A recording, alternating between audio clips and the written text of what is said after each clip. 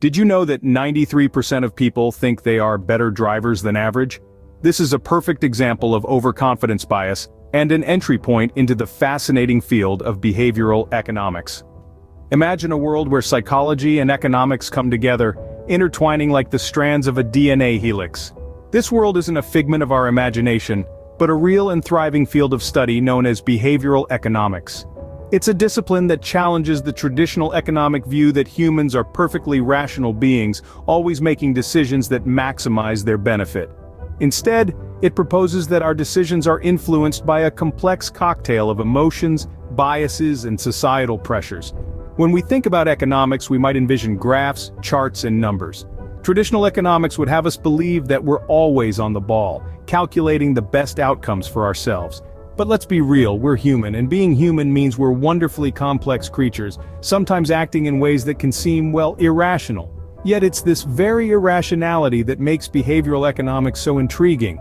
It doesn't ignore our quirks and idiosyncrasies, it embraces them. It studies how we often rely on mental shortcuts, known as heuristics, and how these can lead us to make decisions that don't necessarily align with traditional economic theory. Take, for instance, our earlier example about overconfidence bias. It's a common tendency for individuals to overestimate their abilities, like believing they're better drivers than most. This bias can often lead to risky decisions like speeding or texting while driving. According to traditional economics, this shouldn't happen.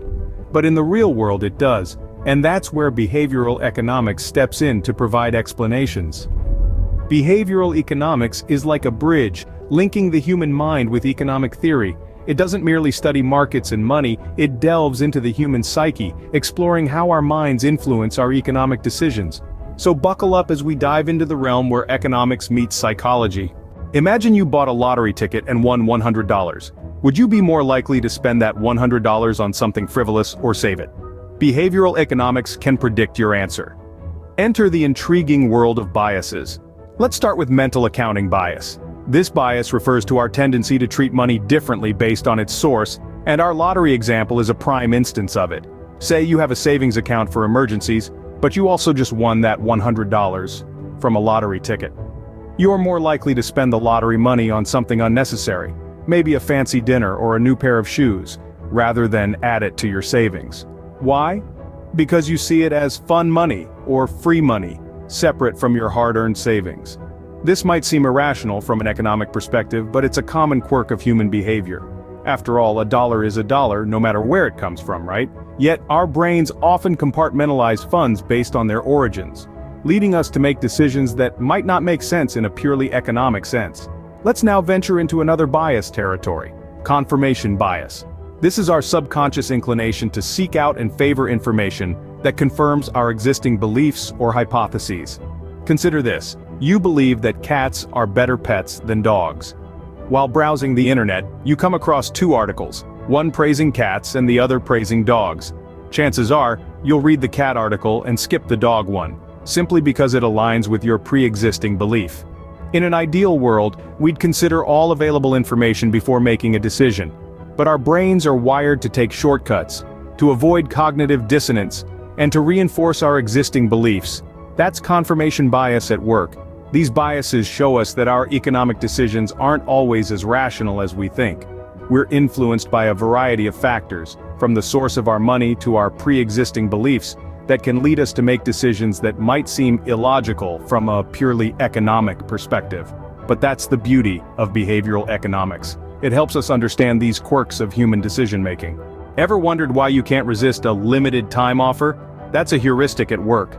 Now you might be wondering, what exactly is a heuristic? Well, it's essentially a mental shortcut that we humans use to make decisions quickly. Our brains are pretty amazing, but they can't process every single piece of information thrown at them. So, we rely on these shortcuts to help us navigate the world. One of the most common heuristics we encounter is the scarcity heuristic. This is the mental shortcut that tells us that if something is scarce, it must be valuable. Think about those limited time offers we just mentioned. When you see that countdown timer on a sale, your brain automatically thinks, "This is scarce, I need to get it now before it's gone." But is the deal really that good? Or is your brain just falling for the scarcity heuristic? Another heuristic we often encounter is the anchoring heuristic. This is when we rely too heavily on the first piece of information we encounter, the anchor, when making decisions. For example, let's say you're shopping for a new smartphone. The first price you see is $700. Then you see another phone for $500. Suddenly that $500 phone seems like a steal. But is it really? Or is your brain just being influenced by the initial price? Heuristics like the scarcity and anchoring heuristics are incredibly useful. They help us make decisions quickly, which can be a lifesaver in certain situations. But they can also lead us astray. For instance, that limited time offer might not be such a good deal after all, and that $500 phone might not be as valuable as you initially thought. So, the next time you find yourself drawn to a limited time offer, or thinking that something is a good deal just because it's cheaper than the first price you saw, take a moment to pause. Ask yourself if you're falling for a heuristic. Heuristics, while helpful, can sometimes lead us to make less than optimal decisions. Did you ever notice how grocery stores place essential items at the back? That's a nudge.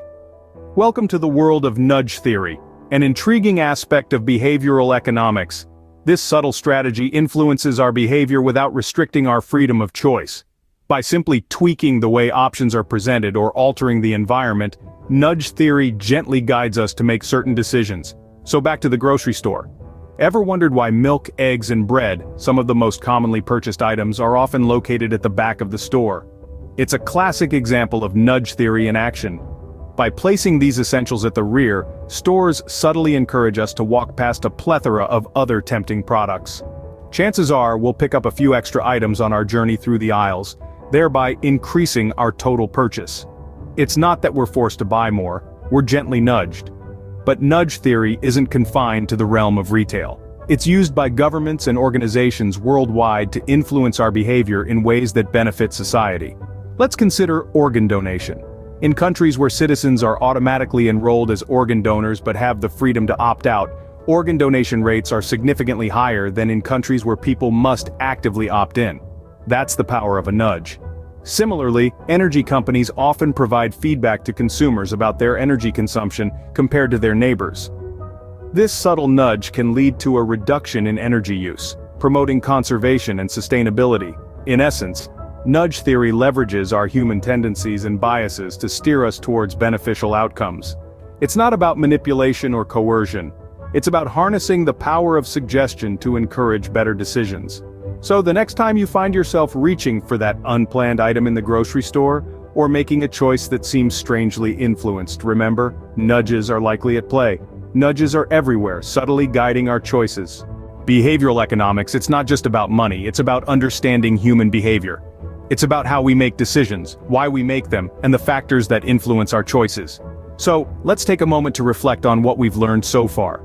We kicked off our exploration with biases, those mental shortcuts that can lead us astray. These biases, whether they're confirmation bias, availability bias, or any other, have a significant impact on our decision-making process. They shape our perceptions and our actions, often without us even realizing it. Then, we moved on to heuristics, another set of mental shortcuts that help us make sense of the world around us.